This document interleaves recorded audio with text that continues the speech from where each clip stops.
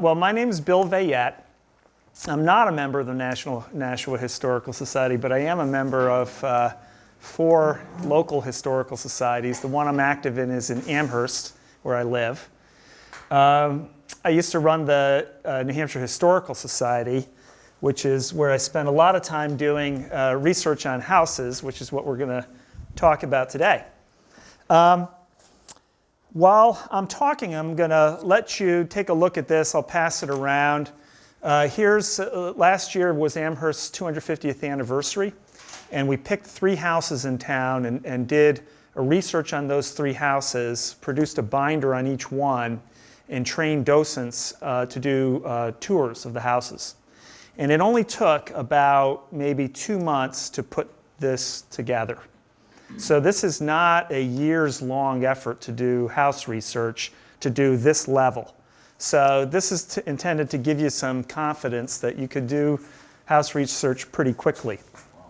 But that being said, this presentation is only going to last about 45 minutes, and we're going to skip the stone over the water. You're not going to learn enough to be an expert researcher, but you'll get a good flavor for what the basics are and some additional ideas of all the sorts of places where you can get information on older homes. This is what people mostly focus on, the date of a house. And the date is very important, but my advice to you is that the date is not the story. The date is just a piece of trivia. That is an important piece of trivia, but this isn't the goal of historic house research. The goal is to come up with a story that will create this kind of response. Okay? Now, most of us have seen an episode of the Antiques Roadshow. And you know that quite often the appraiser will say, well, if we knew the provenance or we knew the story behind this piece, it would be worth so much more. But it's a very nice piece anyway. And the same thing applies to houses. I can't say that it translates into some specific added market value, but it certainly makes your house a lot more interesting if you have a story associated with it than if you know nothing about it. Now, in doing research, it's not just the house, but it's also the people who lived in the house.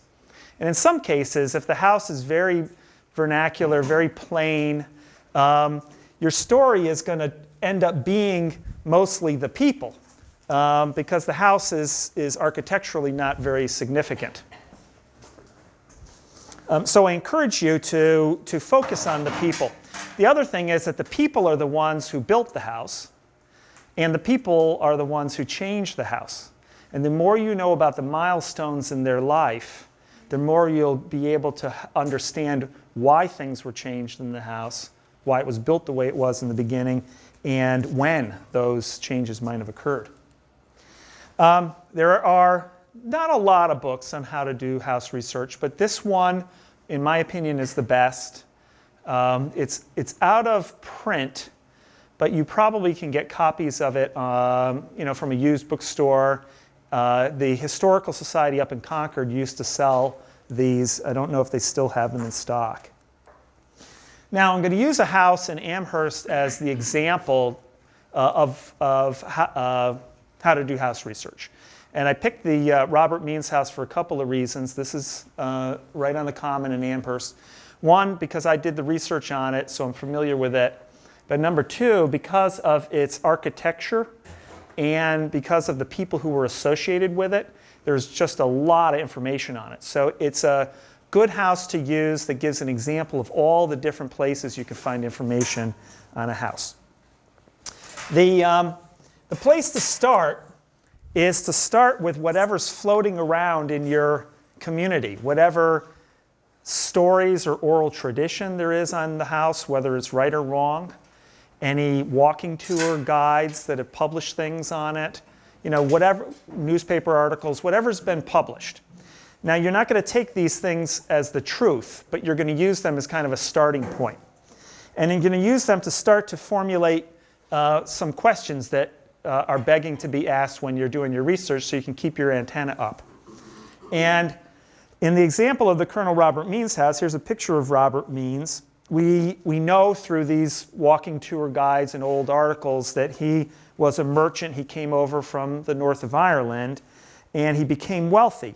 But it wasn't really clear how he could become so wealthy to build this house by just running a little teeny dry goods store in Amherst. So one question that we were focused on is, where did the money come from? Here is a woodcut of an artist's interpretation of what Amherst looked like back when Means' store was around. So here's the Means house, here's the store, and here's a bunch of buildings that burned in the fire of 1863. The question is, did the store burn in that fire or didn't it? And there's some contradictory stories about whether it was moved or burned. So we'd like to find out what happened to that store. And then probably the most well-known association with the house is that Franklin Pierce married Jane Means Appleton in the front parlor of the house in 1834. Jane Appleton was the granddaughter of Colonel Means. But the question is, why would she get married in her grandfather's house? The tradition at the time was to get married in your own house, your parents' house. So why was she married here? So these are the kinds of questions that, by looking at whatever's lying around, you can kind of come up with to start to get a sense for what you might be looking for. Now, there's an optimal place to start, and you always have to start at this step. And then from there, you can go in different directions. But you're kind of lost unless you know essentially every person who's ever owned the house. So you have to do deed research, which isn't really that, it sounds intimidating, but it's really not that bad. What you do is you start with your own deed, or the current deed if you're researching somebody else's house, and then you just work backwards based on who sold the house, and then you look at the index for them as a buyer, and then you just keep going backwards, deed by deed. You will hit a point where you don't, there is no deed. There's a gap. And that's because the house has been inherited and the deed wasn't recorded. But I'll talk about that in a little bit in a second as to how to jump over that gap. But what you're trying to do here is you're trying to build a list of everybody who owned the house so that you could look at those dates that the house changed hands as milestones for changes that may have happened to the house, and to get a sense for who you want to do research on from a biography standpoint. Now, this is what's called a grantee index. The grantee is the person to whom the house was sold, the buyer. The grantor is the person who sells. And there are books with all these indices in them. And what this shows, and they're listed by the name. And it shows here, for example, this deed that I'm going to show you is the very first deed from Robert Means buying the property. It was recorded on January 21, 1775. He bought it from Paul Dudley Sargent, and it's recorded in book number 3 on page 292. Okay? Now, the thing to watch out for here is this is the date that Robert Means recorded the deed. It's not the date that he and Paul Dudley Sargent shook hands and signed the deed. Okay? Here's the actual deed. The very old one, 1775. Sargent to Means, the names of the people involved with the transaction are always listed up in the corner. It says, it describes the land that changed hands. And then in this deed, it's very unusual.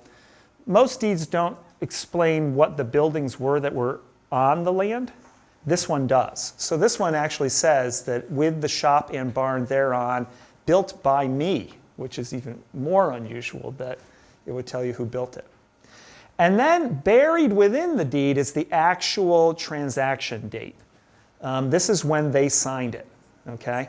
May 9, 1774. And then it was received and recorded later at the Registry of Deeds. No, I assume this stuff is filed at City Hall. Is that where you're leaving? Yes, so where you find deeds are at the Registry of Deeds, which is right about a block away from here. Yes, Spring and Court. So you're real lucky here in Nashua. You don't need to go very far. Also at the registry, you'll find plans. More typically, you'll just find surveys that show you the lot lines.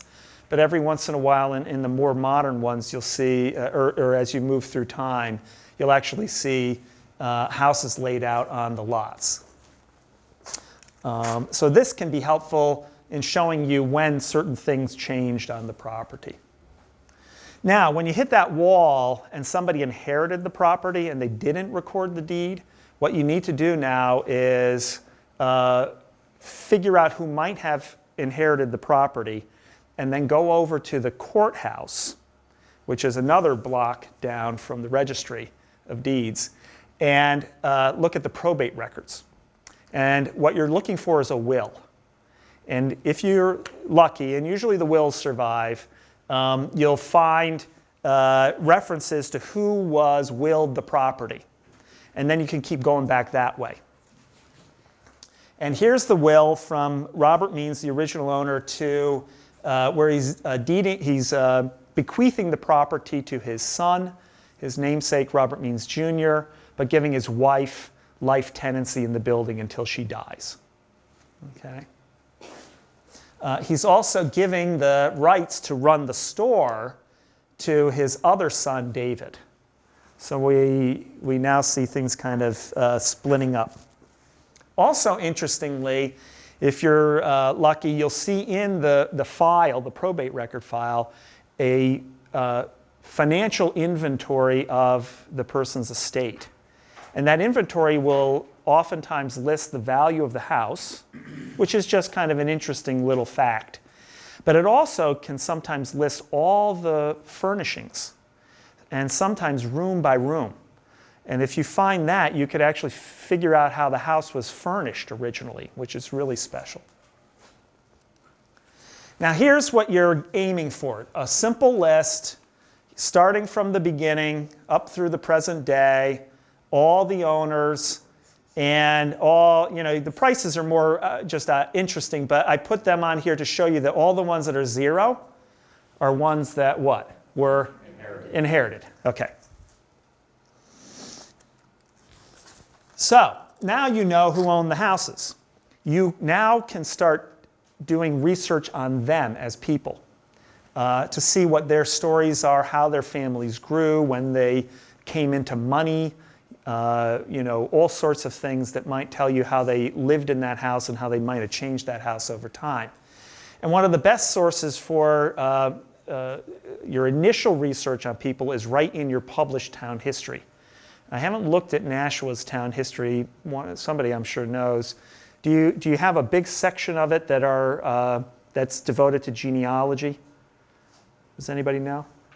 Well, if it's typical of other New Hampshire town histories, half of the book will be just names and dates of birth and marriage and genealogical records. So it's a good place to start. And you probably have copies of town records right here in the library, I'm sure of it. And if they aren't, or you're looking for a town that the library here doesn't have a town history of, you could find those at the New Hampshire Historical Society. But you also could find interesting little anecdotes in there. Here's one where a farmer during a recession way back when threatened Colonel Means, basically threatened to burn his house down. This farmer had burned down the courthouse in Amherst and was ultimately thrown in jail for doing that. But he's, just because Means is rich, he accuses Means of grinding the face of the poor. And then, he says, you'll sign for liberty, the poor shall not pay rates no more. Means loaned money to farmers. And the farmers obviously didn't like paying the interest. So they really resented the creditors. Published genealogies are also good sources of information, obviously, on people. This is the genealogy of the Means family, and in fact, really lucky with this genealogy because there's a chapter in it that's devoted to the Means house. It's called the Other House is the name of the chapter. but you should be cautious of genealogies because genealogists don't always follow the same standards as a scholar would in terms of footnoting and really double checking and making sure information is 100% correct. So there's a lot of errors in these genealogies, so just be careful.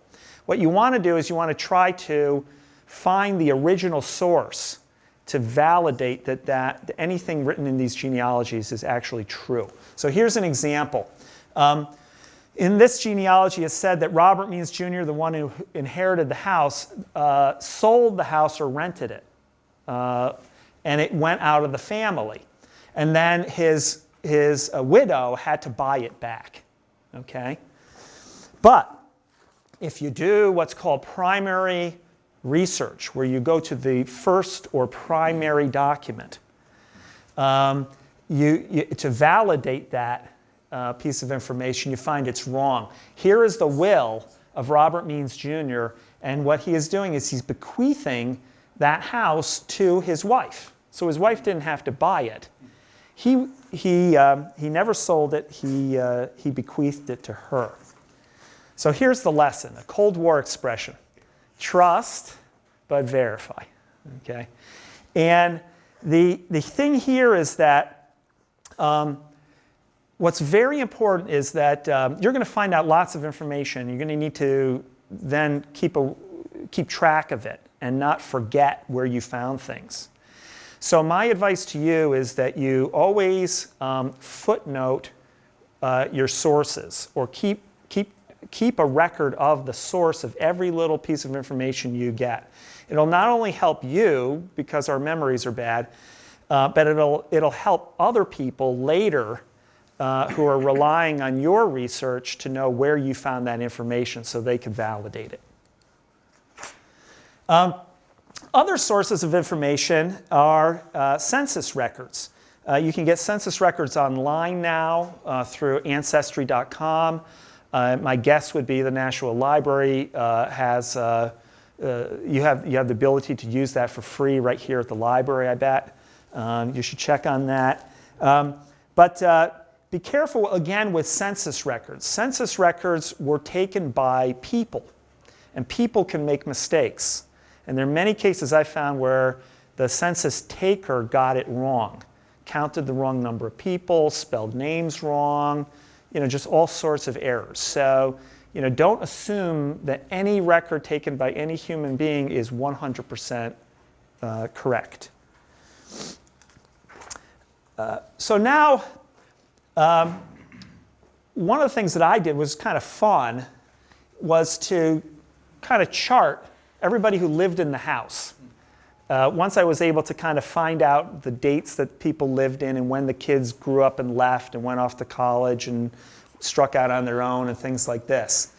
And so this is going way back. If you looked at the sheet for the 20th century, everybody's there like 4 or 5 years and they're moving on. There's a bunch of people, right? But they lived in these houses for a long time back then. Here's Robert and Mary Means in the green. Their kids are all in the blue. And then one of their kids, her husband died, and she came back and was under the wing again of her father, under the financial care of her father, and lived in the house. But from this, I found out that Mary Means lived in the house longer than anybody, even to this day. She lived in the house 63 years, which is an incredible amount of time.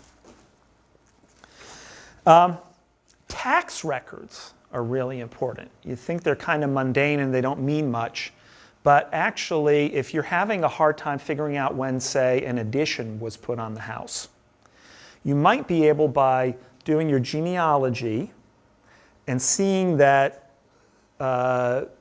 triplets were born and they started having lots of kids, and seeing that the tax valuation of the property jumped from one year to the next of the building on the land. That could give you a pretty good indication that the growing family kind of drove the need to add on to the house, and all of a sudden the valuation of the house jumps. Bingo, that's got to be the date that the addition was put on. So you can use tax records in ways that you wouldn't, at first blush imagine. Also, if you're really lucky, the person who built the house or people who lived in the house kept diaries. Probably, not going to get that lucky. But their neighbors might have kept diaries, or people who did business with them might have kept diaries and mentioned your subject, the people you're interested in their diaries. And that happened with Colonel Means in the diary of Matthew Patten. Means because he owned a store, and Patten because he was an attorney and would travel to Amherst, where the court was located in Amherst at the time. Patten would buy things in Means' store. So there are 72 entries in Patten's diary of transactions with Robert Means. So what this helped me do was to look at the very first transaction that Patten had with Means, to see when Means moved to Merrimack. That's where Means moved to first in New Hampshire. And that first transaction happened on March 6, 1770. So I know Means was in Merrimack at least by that time, and that corresponds with other information that looks like Means moved to Merrimack in 1770. So this was awesome. And what he bought here was a quarter pound of tea, 2 pounds of sugar, ½ ounce of snuff, and it shows what he paid him for it. Then Means moves to Amherst. And the question was, when did he start selling and set up shop in Amherst? And the earliest that I found Patten buying from him in Amherst was on July 4, 1774, when he bought a handkerchief, some more snuff, and some paper. So I got really lucky here. But you can too. It's a little trickier because most diaries are not transcribed like Patten's diary is. So, you're going to have to do a lot of reading of old handwriting. I wouldn't start with diaries with your research. Letters can be valuable, though, and if they're accessible at your local historical society, which I'm sure they are, and here in probably you have an archives room here, you might be able to find letters from family members or letters that reference the house you're interested in. Here's one from the local publisher who fancied himself kind of as the town historian, and he's writing a letter to the person who happened to be living in the Means house, saying that he had found a scrap of paper on which was written 1785, Monday, May 30th, this afternoon at the raising of Mr. Means' house. Now that is like finding the Holy Grail, to know the exact date the house frame was raised, right? Very exciting, except that I discover up in the attic, written in chalk on a board, the name, you can't see it very well here, but it says Ebenezer Mills, 1784. The frame raising was supposed to be 1785. So what's going on here? How can you have 1784 written on a house that didn't exist yet? Well, this may be the answer. This little tidbit of information about the house raising came out of a ledger book written by Isaac Brooks. And Isaac Brooks lived next to a house that Colonel Means built. Colonel Means built a bunch of houses and rented them out in town. And I found that out from looking in a memoir. And if you look, and it talks about this house that existed on a knoll off of the crossroad. And so if you looked at a topographic map, here's Brooks's house, here's the crossroad, and here's a knoll. I went out there and explored, and there is, in fact, an old foundation on that knoll of a house that Colonel Means used to own. So this could have been the house that Isaac Brooks went over to visit the frame raising of, instead of Means' house, which is down here in the village. But I've got to do some more research on this. So don't take other people's assumptions and interpretations about information for granted either. Research it yourself, make up your own mind. Then there's fun stuff. You go up to the state archives on Fruit Street in Concord, and you find court records. And court records is where it gets real fun, because people are suing people, and it adds a little spice to your story, right? It also can help you understand whether, somebody's gone bankrupt and they're having hard times and, these kinds of things. So here's an example of Means had a guy named Pemberton, James Pemberton, on the 9th day of September, with force and arms at Amherst, did feloniously take and steal and carry away from out of the shop of Robert Means 15 yards of slate-colored broadcloth, or thereabouts, of the value of 15 pounds. Okay? Then, here's the, they have a trial, they convict him, and what happened was he was sentenced to threefold damages, amounting to 30 shillings, and to be whipped 19 stripes on the naked back between the hours of 2 and 3 o'clock p.m. To make an example out of him for the whole town. And this supposedly is the whipping stone that sits on Amherst Common today, where Pemberton would have been whipped. So that just adds a little spice, to the story. If your subjects, any of the people living in the house were politicians and were elected to the state legislature, a lot of records exist about all the legislation that went through, how people voted on the legislation. So you can get actually a sense for their politics. And these records are actually now online. Colonel Means was a store owner, and he was a creditor. And here's an example of him voting against a proposed law to no longer make it legal to throw debtors into prison. Now, it makes sense that he would vote against that because he wanted the full force of the law to be, on these debtors. So, so again, it's just kind of interesting to spice up the story with their politics. Now, the internet is giving us an opportunity to do things that there's no way we could have done 10, 15 years ago. A lot of books are just not worth it for librarians to fully index. A lot of periodicals aren't worth it to fully catalog because they're not major or important works. But now that Google is scanning everything and electronically transcribing it, you can search more and more publications every day. And I searched for the Colonel Robert Means house, and I found this obscure publication called Lead, which was a trade magazine of the lead industry. And what they were doing with the Colonel Means house, which is right here, is using it as an example of how patriotic it is to use white lead paint to preserve historic buildings. This was published during World War II, right? So it's just kind of another little fun thing. Now, in terms of sources, I handed out to you something that the state architectural historian put together, a nice list of New Hampshire resources for doing research. But there's also a website called Cindy's List, which is spelled CYNDISLIST.com. And she has created links to all sorts of places within every state and also nationally for doing online research. So I encourage you to go see what you can find there. Now, you've done a lot of research. And like I said earlier, you need to keep this organized. My way of doing it is to build a timeline where on the left-hand side, I list everything that is very directly related to the house, right?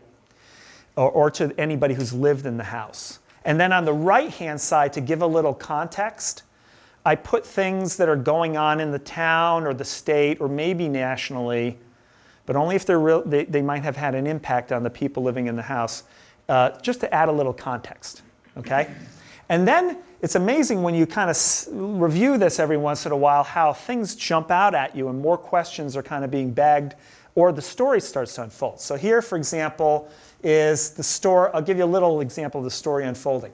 So we got Robert Means and Jacob McGaw landing in Boston, arriving on the ship. They end up moving to Merrimack in 1770, which seems like a long period of time, but magically it's a 4-year period, and the Scots-Irish, a typical indenture for the Scots-Irish coming over at that time was 4 years. So it could be that these young men were indentured to pay for their voyage over. So there's something to research. Soon after they move to Merrimack and start setting up business there, all of a sudden Amherst wins out over Merrimack and becomes the county seat. What does that mean for two guys who are in the mercantile business? It means they're in the wrong town, because you want to set up your store where the county court is, because that's where everybody's going to converge several times a year. That's where all the money's going to trade hands. So they kind of missed the mark there. Then the next year, there's this glut in the linen market and a recession in the United States. And these two young men were weavers of linen. And now there's just too much linen, right? So they're getting a little economic pressure. Then Jacob McGaw marries, and one of the two bachelors is the odd man out, Robert Means. And then all of a sudden you see Robert Means moving from Merrimack to Amherst, right? So you can imagine that some of these things might have influenced, his move to go to Amherst. Now, that's the text-based research, but what you also want to do is try to find images. Now, photography wasn't really developed until about 1840, 1839, 40. So you're not going to get a photograph of a house before that. But you could get a painting or a woodcut, a wood engraving. And that's what this is. And this appears in the town history. So you'll find these published in town histories and other kinds of books, but mostly historically oriented books. And this one was important to us because it shows a balustrade on the house, which gave evidence for restoring that balustrade. But then the photographs come in, around the mid-19th century. It's a craze. Stereo views started coming in about 1850. A lot of people would commission their own stereo views of their own houses, oftentimes with them standing out in front like you see here. So these are good. To date these stereo views is a little bit tricky, but there's a book called The World of Stereographs by a person named William Dara. So if you're interested in stereo views, look up The World of Stereographs. Postcards became very popular around the turn of the 20th century, and you can date postcards to within 1 to 10 years pretty easily. And especially if it has a postmark on it, you could really nail it down. And even if your house isn't a subject of a postcard, quite often you'll see it in a street scene. They seem to like to snap photos, stand in the middle of the street and snap a photo. Or you'll see it in the background of a postcard on another building. So don't be discouraged if your house isn't the primary subject of a postcard. Aerial views are important because they give you context, but also this one was really good because this was shot from the south, and if I blew this up, you could see the backyard. Nobody ever photographs their backyard. And I was curious as to what was going on back there, and this gave me evidence that there was a horse pen in the backyard at one point, right there in the village. And then, of course, newspaper articles, photographs associated with newspaper articles. Up until the digital era, photos didn't lie. Now you got to be a little bit careful because they can be photoshopped and have wires and things taken out of them. Be a little more careful with the text. Some journalists are really good. Dean was in here just a few minutes ago. He does very good work. Others aren't. And we've all been to a town meeting where you read about it the next day and you wonder if you were at the same meeting as a reporter.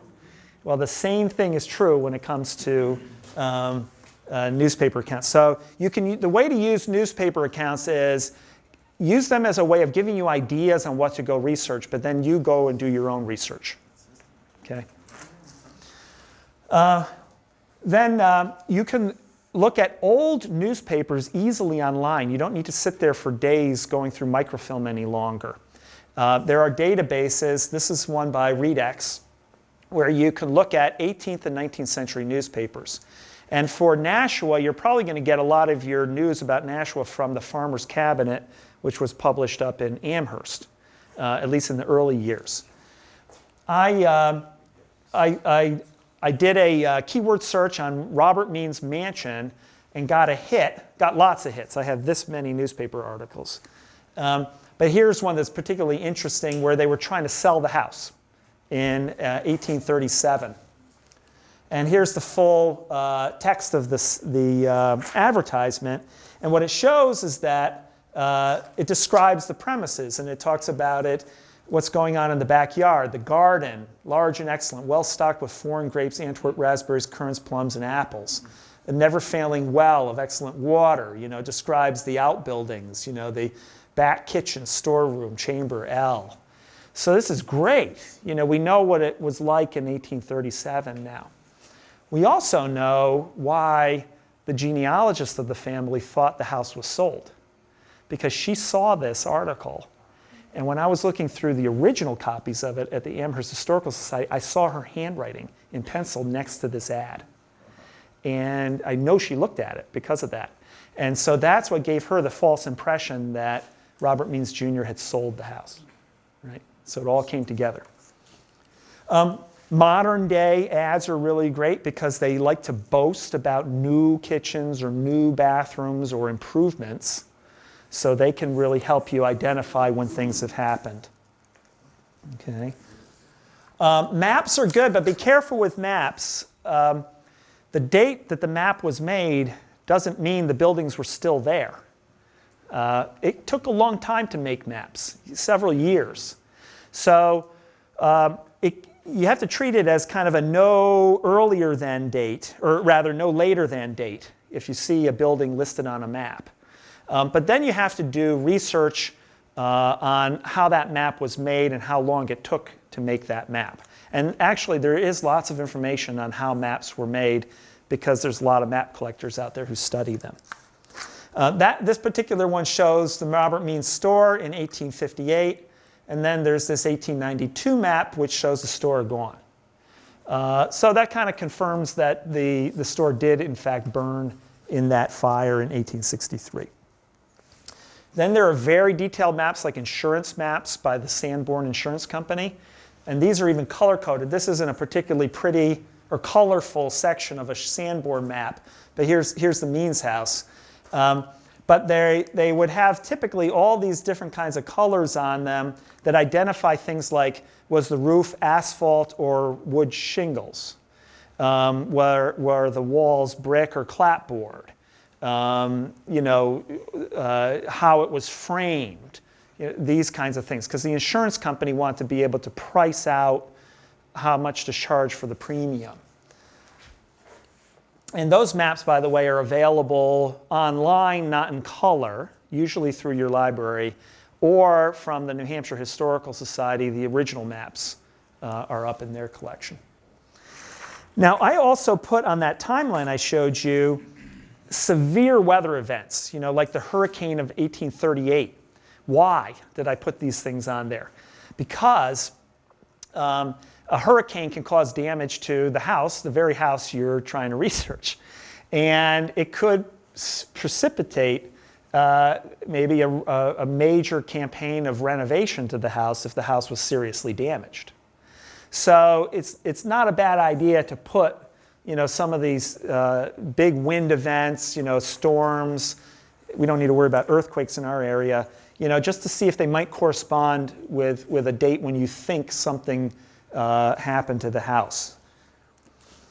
Now, if you're really lucky, your house might have been part of some kind of survey, architectural survey, and there might be drawings of it. Now, this is going to be pretty rare, but there was a series called the White Pine series, for example, that has lots of drawings of houses in it. And that one actually had a monograph on the Robert Means house with some very detailed drawings of the paneling and the front door and whatnot. So those do exist, but this is pretty rare stuff. If anybody's written something about your house, especially if they're a prominent person, their papers might be in a library or archive somewhere, as a matter of historical record. The woman who wrote that little monograph on the Robert Means house for the White Pine series, her papers are at MIT because she owned the first all-women architectural firm in Boston. And in her papers, she had some notes on her visit up to Amherst, not as much as I wanted, but she had two important things, two photographs. And here's the photograph she took of the front, which showed this door here, which we weren't clear what that door looked like because we wanted to restore it. And so this helped a lot. And then those very rare pictures of a backyard. And who wants to take a picture of the back of their house? And what I loved about this one was, see these pipes here? What are those? They're the vents for the plumbing. And I was wondering, when did they first install bathrooms? Well, now I know at least the bathrooms were there by 1927 when this photograph appeared, right? So, what I'm trying to do is show you all the kind of indirect things that you can do with a piece of information besides what's mostly obvious. And then probably the most special thing is that in the early years prior to the early part of the 19th century and the 18th century, houses were not designed by architects. They were designed by the master builder. And the master builder relied on what were called pattern books or builder's guides for ideas on how to build the house and for rules on how to set the proportions. So here's a builder's guide that was used for building the Means house. And how we know is that this plate appears in the guide. It shows you, the proportions of the geometry of a front door entrance, right? And then when you look at the Robert Means house, it has exactly the same geometry. Different design, but the same exact geometry. So we know that this book, because this book is the only one with this particular proposed proportions in it, was the one used for designing the Means house. And this on the right-hand side was done by a preservation artisan named John Butler, who lives in Hollis, New Hampshire, and is an expert on these pattern books. And he's available for hire, and it's amazing how he's able to trace things back to very specific books. And then finally, the house itself sometimes has documentary evidence in the form of graffiti. Here is a plate. The plate is the horizontal timber that runs under the eaves in the small barn of the Means house. And you can't see it here because it's scratched in, but when you write over it in chalk, there are words, Newton, Amherst. Well, Newton was a person living several blocks away in Amherst, a lawyer who kind of blew in and blew out of town. And why is his barn on the Means property? Well, other research suggests that the Meanses bought the barn from Newton and then moved it over and connected it to their house, right? So look for this kind of evidence and make sure you don't erase it. In this case, this barn the upper part of the barn had been used as a pigeon coop, and this was covered with all sorts of pigeon stuff. Yeah. And we were renovating the top of it to turn it into livable space. So we scratched very carefully, over the original chalk. Then we cleaned everything, and then went back and wrote back over it with chalk to preserve the evidence, right? Rather than leaving the bird stuff there. So that ends the talk about the documentary portion. At some point, you'll want to learn about how to read the physical evidence in your house. Here's just showing how we scraped away some of the paint and found that there used to be a box lock on this particular door. But there's lots of ways to read the physical evidence of the house from, using raking light and seeing, looking at paint shadows to molding profiles and all sorts of other things. It's a very complicated topic. But there are workshops on how to do this, so just keep your eyes peeled for it. And my advice is that if you're doing research on your own house because you're thinking of doing some work on it, or you're helping somebody else for the same reasons, try to do this research before you jump into doing work on the house, because you're going to find things out that you wouldn't have thought of preserving. But having done the research, it'll change your mind about what you take out of the building or cover over. So it's always good to do the research first so that you don't have any regrets later. And finally, you certainly don't want to do this. If your goal is to add value to your house, a well-researched written story is going to beat out sticking a flat-screen TV where a panel should be any day.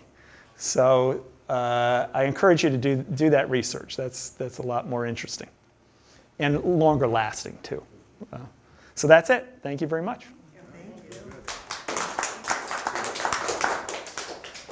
So any questions? Yeah, you live in the Means house? So yeah, I actually live there, which is how I got, and obviously why I did the research on it. But since doing the research on that, I've been expanding out and doing research on these other buildings as well. And it's a lot of fun, what you learn. So. I just want to say I work over at City Hall, and we didn't require building permits probably until about the 40s or 50s. You only had like a pencil marking as to where the location was. We do have some files on Historic District, the French Village, and any other areas that I'm going to have files on everything, but I mean... Right. Yeah, if something's been done since the 40s. It's a start. Right. And we have used, like when they were doing the lead paint program, they're definitely using the Sanborn maps, and we've scanned all that stuff in. Oh, good. Yeah, that's great. Right. I haven't mentioned those things because zoning is pretty new. It's a 20th century. Zoning and City Hall was 1930. Right. Those are obviously good sources. Other questions? I just have a comment. The AP history class at Nashua South has a project every year. Well, they've been doing a variety of projects, like they investigated the names of streets and things like that. But now each student has to do 8 properties a year and do the book and page and research. Oh, really? Try to get as much stuff as possible. And there's actually going to be a presentation in June. Oh, that's what great. they found out this year. And they could pick any 8 they want, or? Well, of course, she's trying to get them to pick a new one from the previous year's class. Yep. So, no, she gives them a list. And A different one. And they're mostly starting on Main Street and Right. Concord Street, and then they're going to expand out. Great. Okay, so that information is going to end up being used and available to the public. Yep. That's perfect. I just want to say, because I've been the admin person for the HDC, is that we've also gotten, because one of our interns was in the AP class, and so we were able to get the disc from the various years, so I hope that we'll still continue getting them. Right. Oh, that's good. It's good to get them early. Right. How long did your project take for, the researching of this property? Well, there's just so much information on this property that I'm still researching it. It's going on and on. I'm finding things now down at the Library of Congress because, I begged the question in the beginning, why did Jane Pierce get married in that house? It turns out she lived there. When her dad died, her mother moved back to Amherst and came under the financial care of her father, Jane's grandfather. And then Jane ends up living in the house. And so that was her house. And that's why she got married there. And so there's a lot of correspondence when she was a young woman living in that house to her aunts, where she's describing things going on in the house. And those papers are now at the Library of Congress. So people are using those papers for other reasons, for political history. And I'm down there looking for, some mention of the chamber or the kitchen room, or, what's going on with the building. And I'm finding lots of interesting stuff. But the thing to do is you drill down. You start easy with the deed research and the published materials, and then, you just keep going from there. And you'll find out more things than you're going to have time to ever research. Depending on the property. Some properties, I'm sure, the vein goes dry pretty quick. But you'd be amazed what you can find. But on the Kendall house, I think that took me, the binder that's gone around, that took me about 2 months to research. And there's still tons of stuff to do, but it was, we put together a very nice story and a very nice tour just based on 2 months of research, and it's more than the homeowners even knew. And we were able to blow away a bunch of myths about the house and come to some better conclusions. It wasn't really hard. So it's fun. So. Well, great. Well, thank you very much, everybody.